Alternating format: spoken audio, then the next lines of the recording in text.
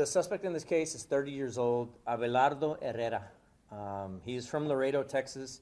He was arrested on January 22nd pursuant to a search warrant at the Bexar County Sheriff's Office, the Human Exploitation Unit, as part of our organized crime group, went after, executed a warrant, and along with several federal agencies, and placed this guy under arrest. He is currently in custody in Webb County at the Webb County Jail, but of course he's going to be brought back to Bexar County. Right now he's facing 10 counts of continuous smuggling of persons, 2 counts of continuous smuggling of persons under 18 years of age, engaging in organized criminal activity, and federal migrant smuggling charges may be applied as well by our federal partners.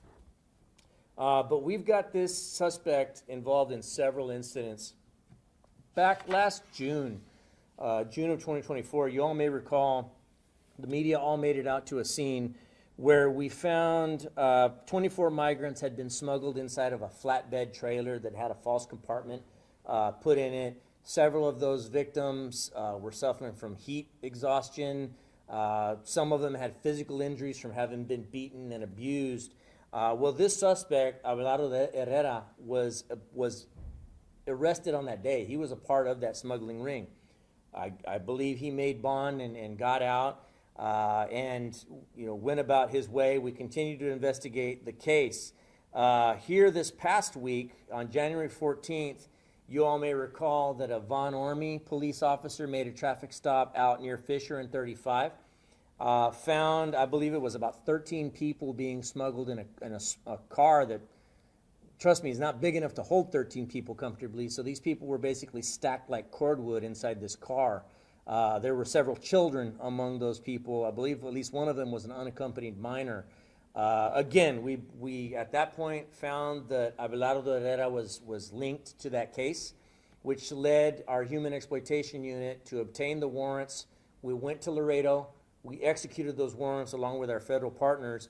On that date, he was found to be, had several people with him. It was 16 people, again, that were ready to be smuggled. And so at this point, we've got 3 different incidents involving this person that clearly has not gotten the point that his activities are highly illegal. And so he's going to be facing charges for the 3rd time. And again, will be brought back to Bexar County very, very shortly. Estamos dando más información tocante el arresto de Abelardo Herrera, 30 años de edad. Es un residente de Laredo, Texas. Nosotros, el año pasado, en junio, nosotros recibimos una llamada donde 24 migrantes fueron... nosotros pescamos el sospechoso y otros sospechosos contrabando de seres humanos. Nosotros en ese tiempo encontramos 24 migrantes que fueron llevados en una traila, un compartimento dentro de esa traila muy incómodo. Ellos fueron llevados de Laredo hasta aquí. Nosotros rescatamos estas 24 víctimas bajo la custodia de Herrera y otros sospechosos. Varios de esos migrantes tenían heridas, físicamente fueron abusados, también estaban sufriendo efectos del calor. Se pueden acordar que en ese tiempo hacía mucho calor aquí en San Antonio, entonces muchos de ellos estaban sufriendo condiciones físicas de eso, de estar en el calor. En ese tiempo arrestamos a Herrera. Él se salió con fianza. Ya en enero, un oficial de Van Ormy paró un carro en tráfico en Fisher y 35. Se encontró con aproximadamente 13 personas dentro de un carro chiquillo. Las personas estaban, los iban contrabando en este carro chico. Había varios niños en el carro ese con los adultos. También nosotros encontramos que Abelardo Herrera estaba involucrado con ese caso también. Entonces ya nuestra unidad de antipandillas sacaron orden de cateo. Nosotros fuimos para Laredo acompañados con nuestros socios federales. Arrestamos a Abelardo Herrera ahorita. Él está en el condado de Webb, en la cárcel de ellos, pero lo vamos a traer para acá.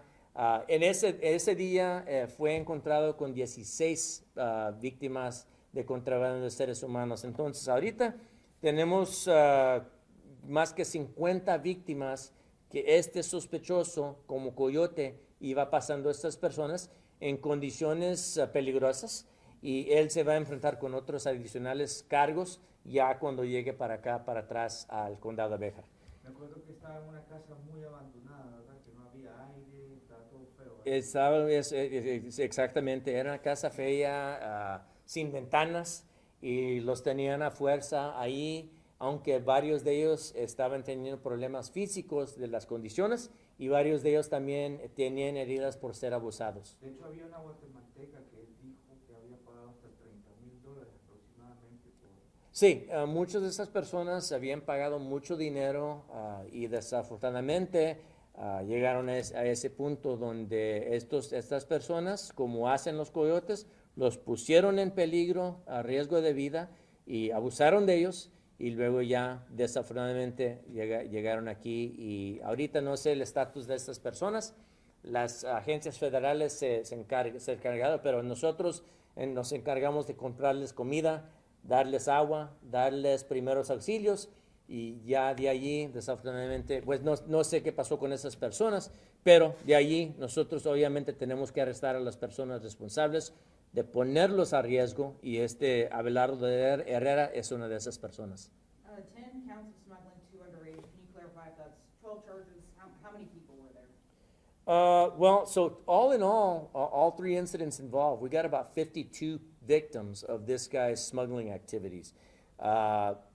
24 on the first case back in June, 13, I believe, on the Von Ormy case, and then my understanding is it was 16 on this latest one. So he's facing a litany of charges. I mean, these 10 counts is going to be, for at least one of them. But all said and done, I don't believe that we're done charging this guy with various charges, and then on top of that, whatever our federal partners decide to do with him as well. Considering this is an immigration case, can you talk about rumored raids in Bexar County? Is this happening? Is this something that people should be expecting? You know, we've heard that Bexar County is on some sort of a list for raids, but I have not seen anything official that may happen. I can tell you the sheriff's office has not been asked to participate in any raids. So, obviously we're going to cooperate with the law, but we also still have to bear in mind that racial profiling is still illegal, right? We can't this is not, no matter who the president is, we don't just have carte blanche to go tell first responders, go forth and go find people of color and place them under arrest. We still have to be cognizant of people's civil rights, and racial profiling is still illegal.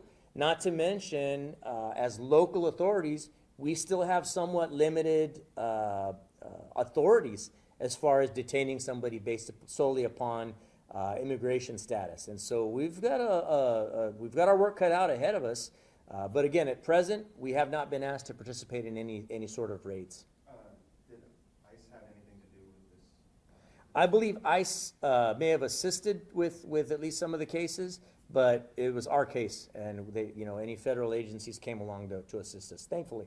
So can you verify or deny these claims about raids on Zarzamora, Marbach, Windcrest area? Like, there's lots of raids. So I'm seeing that on Facebook just like everybody else is, but I have not heard or seen anything official. And again, we have not been asked to play any part in any sort of raids like that.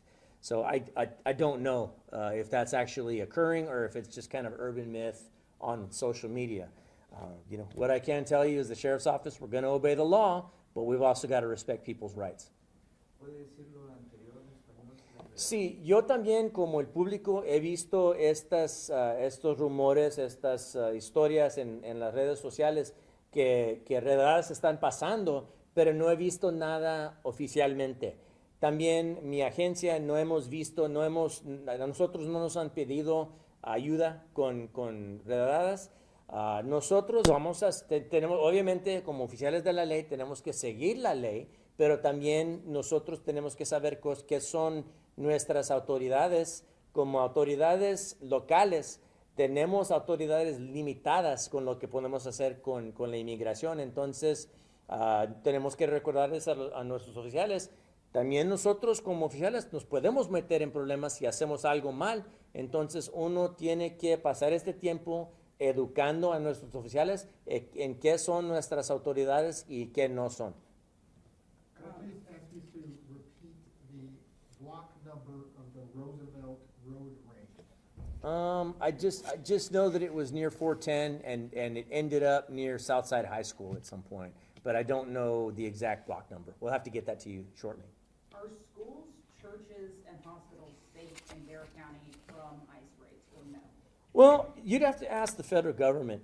As far as we're concerned, you know, we're just out enforcing the laws. Violent crime is our number one concern right now. Clearly, I'm here talking about, this morning or at least, I was giving you briefings on 2 violent crimes. That's our number one concern. I am not concerned with going into churches or going into schools. You know, people should be free to worship or get an education. If they're legal enough to get into the school system, let them go to school in peace. If they're worshiping God or whatever religion they subscribe to, I think they should be free to do that as well. So I can tell you, I have no interest in going into jails or schools and churches to pursue people. Now, if a violent crime takes us to a church or a school, that's something different, right? But as far as you know, going in and disrupting somebody's right to worship or get an education, I don't really have an interest in doing that. ¿Puedo decirlo en español? Sí, ahorita tienen que preguntarles a las autoridades federales qué son los intentos de ellos con las escuelas y las iglesias. A nosotros ahorita no tenemos interés en eso. Nuestra prioridad son los delitos violentos. Obviamente, si un delito violento nos lleva a una escuela o una iglesia, obviamente tenemos que entrar, pero ahorita nosotros nos estamos concentrando en otras cosas. Yo no tengo interés en ir y molestar a las personas que están dentro de las escuelas y las iglesias. Obviamente nosotros tenemos que seguir nuestra ley, pero no tenemos interés en eso. And just to clarify, you all, ECSO has not had any sort of meeting with the federal government, with Immigration, Customs, and Enforcement, or anything like that so far, and will you in the future? We have not been asked to participate. We have not been asked to attend any meetings. The only things that we are doing is continuing to investigate folks like this suspect that I'm briefing you all on today. That's something that's been going on since last year. So, you know, for us, we're continuing to do things the way we've always done them. We're not seeing any major changes. We haven't been asked to attend any extra meetings. We have not been asked to participate in any raids. So no. And this June 2024 case that he was involved in, are there any other people that you suspect from the June 2024 case that are in and around the Bexar County area that you guys are still looking for? Well, we've got several people that were arrested that day.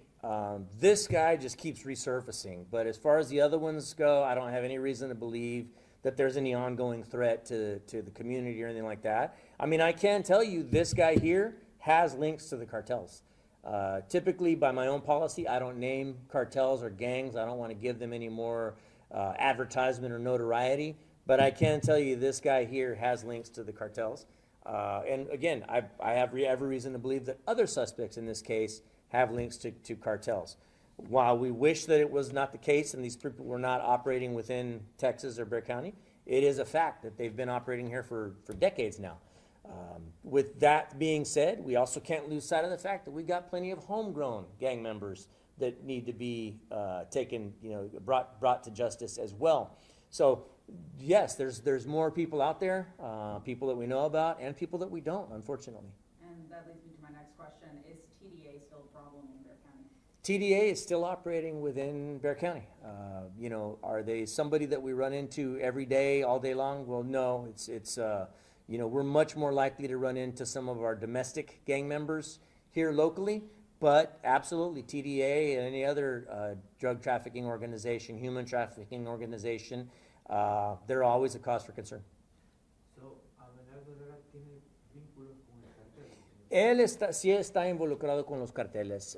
Yo por mi póliza nunca doy los nombres de las pandillas o los carteles, por no darles más ánimo a ellos, pero sí se sabe que este sospechoso está involucrado con los carteles y los otros que también estuvieron involucrados en estos casos también están involucrados con los carteles. Y Tren de Aragua todavía. Tren de Aragua todavía, nosotros nos estamos concentrando en eso, tanto como las pandillas americanas que nosotros tenemos a diario.